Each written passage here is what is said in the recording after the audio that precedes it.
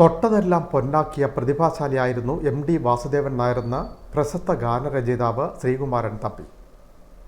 എം.ടിയുടെ വേർപാട് നികത്താനാവാത്ത വിടവാണെന്നും ശ്രീകുമാരൻ തമ്പി പറഞ്ഞു. എനിക്ക് ഞാൻ എഴുതി തുടങ്ങിയ കാലം മുതൽ ഞാൻ ആരാധിച്ചിരുന്ന ആളാണ്. ഞാൻ മാത്രമല്ല, എൻ്റെ തലമുറ, എനിക്ക് ഒപ്പം എഴുതി തുടങ്ങിയ എല്ലാവരുടെയും ഒരു മാതൃകയായിരുന്നു എം.ടി. വാസുദേവൻ നായർ. കാരണം ഞങ്ങളുടെ കാലഘട്ടം, അതായത് എന്നെക്കാട്ട് 7 വയസ്സ് അദ്ദേഹത്തിന് കൂടുതലുണ്ട്. അദ്ദേഹത്തിന്റെ രക്തം പുരണ്ട മൺതരികൾ എന്ന ആദ്യത്തെ ചെറുകഥാ സമാഹാരം മുതൽ ഞാൻ വായിച്ചിട്ടുണ്ട്. അതിൽ എം.ടി. വാസുദേവൻ നായർ കൂടല്ലൂർ എന്നാണ് വെച്ചിരിക്കുന്നത് ആ പുസ്തകത്തിൽ, ഒന്നാം പതിപ്പിൽ. ആ ഒന്നാം പതിപ്പ് കണ്ടിട്ടുള്ള ആളാണ് ഞാൻ. അപ്പൊ അവിടുന്ന് അങ്ങോട്ട് 4 നോവല്, അത് കഴിഞ്ഞ് അസുരഭിത്ത നോവല്, കാലം എന്ന വളരെ വ്യത്യസ്തമായ 4 നിന്നൊക്കെ മോചിതനായിട്ട് എഴുതിയ കാലം എന്ന നോവല്, പിന്നെ മഞ്ഞെന്നുള്ള നോവല്, ഏറ്റവും ഒടുവിൽ 2-ാം ഊഴം, എല്ലാം അദ്ദേഹം എവിടെയും പുതിയ അദ്ദേഹത്തിന്റെ ഒരു മുദ്ര പതിപ്പിച്ചു എല്ലാ കൃതികളിലും. അത് വേറൊരാൾ എഴുതിയ പോലെ എം.ടി. എഴുതിയില്ലെന്നുള്ളതാണ് എം.ടിയുടെ വ്യത്യസ്തത. നമ്മുടെ തകഴി കേശവദേവ് എന്നൊക്കെ പറഞ്ഞാൽ ഒരേ കാലഘട്ടം ജീവിച്ച് ഏതാണ്ട് ഒരേമാതിരി എഴുതിയ എഴുത്തുകാരെന്ന്. പക്ഷെ എം.ടിയെ സംബന്ധിച്ചോളം എം.ടി. മറ്റാരെയും പോലെയല്ല എഴുതി. അദ്ദേഹത്തിന് വഴി കണ്ടെത്തുകയായിരുന്നു. ആൾക്കൂട്ടത്തിൽ തനിയെ നിൽക്കുന്നവന്റെയും ഒറ്റപ്പെട്ടവന്റെയും കുടുംബത്തിൽ ഏകനായി പോകുന്നവന്റെയും ഒക്കെ, അനാഥനായി പോകുന്നതിൻ്റെയൊക്കെ കഥയാണ് അദ്ദേഹം എഴുതിയത്. ഈ ആൾക്കൂട്ടത്തിൽ തനിയെ എന്നുള്ളത് അദ്ദേഹം ജീവിതത്തിന്റെ പ്രധാനപ്പെട്ട ഒരു സിമ്പലാണ്. അത് അങ്ങനെ ഒരു ഞാൻ എഴുതി തുടങ്ങിയ കാലം മുതൽ ഞാൻ ആരാധിച്ചിരുന്ന ആളാണ്. ഞാൻ മാത്രമല്ല, എൻ്റെ തലമുറ, എനിക്ക് ഒപ്പം എഴുതി തുടങ്ങിയ എല്ലാവരുടെയും ഒരു മാതൃകയായിരുന്നു എം.ടി. വാസുദേവൻ നായർ. കാരണം ഞങ്ങളുടെ കാലഘട്ടം, അതായത് എന്നെക്കാട്ട് 7 വയസ്സ് അദ്ദേഹത്തിന് കൂടുതലുണ്ട്. അദ്ദേഹത്തിന്റെ രക്തം പുരണ്ട മൺതരികൾ എന്ന ആദ്യത്തെ ചെറുകഥാ സമാഹാരം മുതൽ ഞാൻ വായിച്ചിട്ടുണ്ട്. അതിൽ എം.ടി. വാസുദേവൻ നായർ കൂടല്ലൂർ എന്നാണ് വെച്ചിരിക്കുന്നത് ആ പുസ്തകത്തിൽ, ഒന്നാം പതിപ്പിൽ. ആ ഒന്നാം പതിപ്പ് കണ്ടിട്ടുള്ള ആളാണ് ഞാൻ. അപ്പൊ അവിടുന്ന് അങ്ങോട്ട് 4 നോവല്, അത് കഴിഞ്ഞ് അസുരഭിത്ത നോവല്, കാലം എന്ന വളരെ വ്യത്യസ്തമായ 4 നിന്നൊക്കെ മോചിതനായിട്ട് എഴുതിയ കാലം എന്ന നോവല്, പിന്നെ മഞ്ഞെന്നുള്ള നോവല്, ഏറ്റവും ഒടുവിൽ 2-ാം ഊഴം, എല്ലാം അദ്ദേഹം എവിടെയും പുതിയ അദ്ദേഹത്തിന്റെ ഒരു മുദ്ര പതിപ്പിച്ചു എല്ലാ കൃതികളിലും. അത് വേറൊരാൾ എഴുതിയ പോലെ എം.ടി. എഴുതിയില്ലെന്നുള്ളതാണ് എം.ടിയുടെ വ്യത്യസ്തത. നമ്മുടെ തകഴി കേശവദേവ് എന്നൊക്കെ പറഞ്ഞാൽ ഒരേ കാലഘട്ടം ജീവിച്ച് ഏതാണ്ട് ഒരേമാതിരി എഴുതിയ എഴുത്തുകാരെന്ന്. പക്ഷെ എം.ടിയെ സംബന്ധിച്ചോളം എം.ടി. മറ്റാരെയും പോലെയല്ല എഴുതി. അദ്ദേഹത്തിന് വഴി കണ്ടെത്തുകയായിരുന്നു. ആൾക്കൂട്ടത്തിൽ തനിയെ നിൽക്കുന്നവന്റെയും ഒറ്റപ്പെട്ടവന്റെയും കുടുംബത്തിൽ ഏകനായി പോകുന്നവന്റെയും ഒക്കെ, അനാഥനായി പോകുന്നതിൻ്റെയൊക്കെ കഥയാണ് അദ്ദേഹം എഴുതിയത്. ഈ ആൾക്കൂട്ടത്തിൽ തനിയെ എന്നുള്ളത് അദ്ദേഹം ജീവിതത്തിന്റെ പ്രധാനപ്പെട്ട ഒരു സിമ്പലാണ്. അത് അങ്ങനെ ഒരു കഥയും സിനിമയുണ്ട്.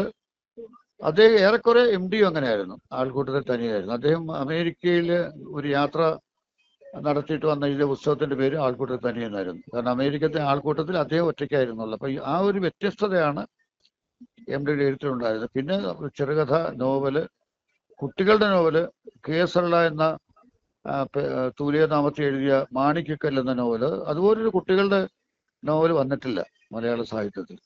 അപ്പൊ അത് ഇംഗ്ലീഷ് സിനിമയാക്കാനൊക്കെ ശ്രമം ഉണ്ടായിരുന്നു. അത് നടന്നില്ല എങ്കിൽ പോലും അത്രമാത്രം ഉദാത്തമായ ഒരു വർക്കായിരുന്നു അത്. അപ്പൊ അദ്ദേഹം തൊട്ടതെല്ലാം പൊന്നാക്കിയ ആളാണ്. നമ്മൾ വെറുതെ പലരെ കുറിച്ചും തൊട്ടത്, പക്ഷെ ഇതങ്ങനല്ല.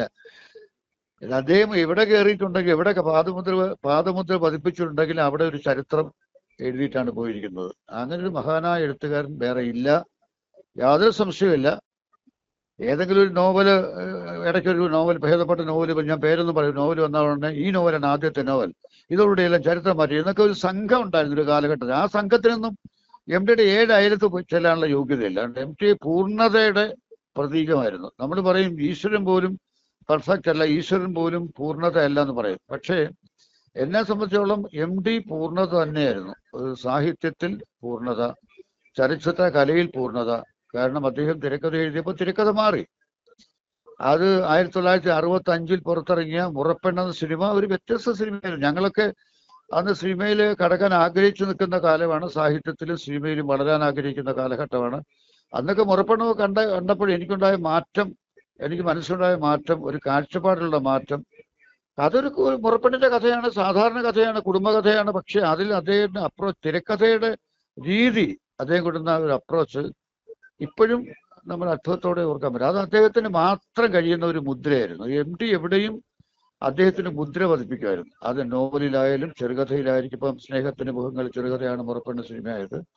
അദ്ദേഹത്തിന്റെ പാതിരാവും പകൽ വെളിച്ചവും, പിന്നെ ഇത് ഇരുട്ടിന്റെ ആത്മാവ്, നിന്റെ ഓർമ്മയ്ക്ക്, എത്ര മനോഹരമായ ചെറുകഥകൾ. പിന്നെ അതേ ആത്മകഥ എഴുതിയില്ല. എന്തുകൊണ്ട് ആത്മകഥ എഴുതിയില്ല ചോദിച്ചാൽ അദ്ദേഹം പറഞ്ഞു, എന്റെ ആത്മകഥകളാണ് ഞാൻ എഴുതിയത് എല്ലാ കൃതികളിലും വന്നിരിക്കുന്നത്. അതിൽ ആത്മാംശം ഇല്ലാതെ അദ്ദേഹം വളരെ കുറച്ച് എഴുതിയിട്ടുള്ളൂ. അതുപോലെ തികച്ചും വ്യത്യസ്തമായിട്ട് 2 നോവലുകൾ ഇപ്പൊ നമ്മുടെ നാലുകെട്ട് എല്ലാം എഴുതി അസുരവിത്തെല്ലാം എഴുതി കഴിഞ്ഞാൽ അദ്ദേഹം കാലം എന്ന നോവൽ, സേതു എന്ന കഥാപാത്രം, സേതുവിനെ മാത്രമേ സ്നേഹിക്കുന്നുള്ളൂ എന്ന് പറയുന്ന ഒരു ഇതുണ്ട്.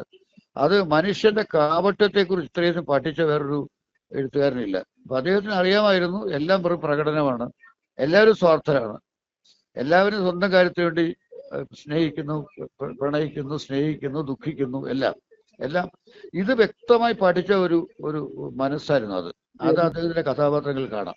എം.ടിയുടെ ജീവിതവും അതേപോലെ തന്നെ അദ്ദേഹത്തിന്റെ രചനയും അങ്ങയെ വല്ലാണ്ട് സ്വാധീനിച്ചിട്ടുണ്ടോ? അല്ല, അദ്ദേഹത്തിന്റെ കൃതികളെല്ലാം ഞാൻ പറഞ്ഞല്ലോ, അദ്ദേഹത്തിന്റെ കൃതികൾ അദ്ദേഹത്തിന് നായകൻ മാത്രമായിട്ടും വില്ലൻ മാത്രമായിട്ടും ഇല്ല. നായകനിൽ ഒരു ചെറിയ വില്ലനുണ്ട്, വില്ലനിൽ അല്പം ഒരു നായകനുമുണ്ട്. ഈ ഒരു കാഴ്ചപ്പാടോടെയാണ് ജീവിതത്തെ മനുഷ്യരെയും എം.ടി സമീപിച്ചത്. അതുകൊണ്ടാണ് പിന്നെ ഒരു വടക്കൻ വീരഗാഥ പോലെ ഒരു ചതിയൻ ചന്തുവിനെ, എന്തുകൊണ്ട് അവൻ ചതിയനാന്ന് വിളിക്കപ്പെട്ടു, അവരിൽ നന്മ ഉണ്ടായിരുന്നു, അവന്റെ കാഴ്ചപ്പാട് എന്തായിരുന്നു എന്ന് കണ്ട് പുള്ളി അത് മാറ്റി എഴുതി ജനങ്ങളെ കൊണ്ട് അംഗീകരിപ്പിച്ചു വടക്കൻ വീരഗാഥ. അപ്പൊ ശരിക്കും വടക്കൻ പാട്ടുകളിൽ ചതിയൻ ചന്തു എന്നറിയപ്പെടുന്നവൻ നല്ലവനായ ജന്തുവായിട്ട് മാറ്റി എം.ടി.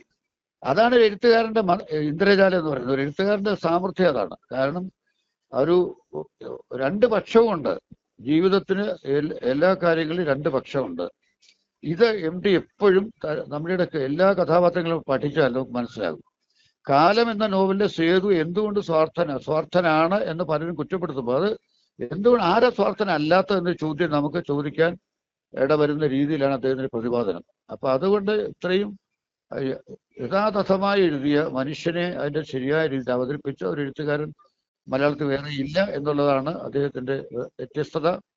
അത് നമുക്കൊരു നഷ്ടം എന്ന് പറഞ്ഞാൽ സാധാരണ നഷ്ടമല്ല, ഇത് ഒരിക്കലും ഇനി ഉണ്ടാകാനില്ലാത്ത ഒരു ജന്മം, ഇനിയൊരു ജന്മം ഇങ്ങനെ ഉണ്ടാവില്ല. അപ്പൊ അത് തീരാ നഷ്ടമാണ്, എല്ലാ മലയാളികളും നഷ്ടമാണ്. ഈ നികത്താനാവാത്ത വിടവ് എന്ന് പറയുന്നത് അക്ഷരാർത്ഥത്തിൽ സത്യമാണ്. അക്ഷരാർത്ഥത്തിൽ ഇത് സത്യം, അത് അക്ഷരാർത്ഥത്തിൽ. മറ്റേ എല്ലാവർക്കും നമ്മൾ പറയും ഇത് തീരാഷ്ടം എന്നൊക്കെ ചുമ്മാ പറയും, ഞാൻ ഞെട്ടിപ്പോയി എന്നൊക്കെ പറയും. ഇതങ്ങനെയല്ല, ഞാൻ ഞെട്ടിയില്ല, ഞാനത് പ്രതീക്ഷിച്ചിരിക്കായിരുന്നു. ഞാൻ പക്ഷെ തകർന്നുപോയി. കാരണം നമ്മളിപ്പോ 91 വയസ്സായി, അത് അദ്ദേഹത്തിന് ഇനി മരിച്ചുകൂടാന്ന്, മരിക്കേണ്ടത് പറയാൻ പറ്റുമോ? പക്ഷെ മരിക്കുന്നത് നമുക്ക് സഹിക്കാൻ പറ്റില്ല. കാരണം അത് ഇനി കോഴിക്കോട് പോകുമ്പോൾ അദ്ദേഹത്തെ കാണാൻ പറ്റില്ല, അദ്ദേഹത്തുമായിട്ട് ഫോണിൽ സംസാരിക്കാൻ പറ്റില്ല, തുഞ്ചൻപറമ്പിൽ പോയി അദ്ദേഹത്തിന്റെ ആതിഥ്യം സ്വീകരിക്കാൻ പറ്റില്ല. ഇതൊക്കെ എനിക്ക് ആലോചിക്കാൻ ഭയങ്കര സങ്കടമാണ്. ഒരു വലിയ ഗ്യാപ്പാണ്, അതിനി ഉണ്ടാവില്ല, നമ്മുടെ അത് പോയി.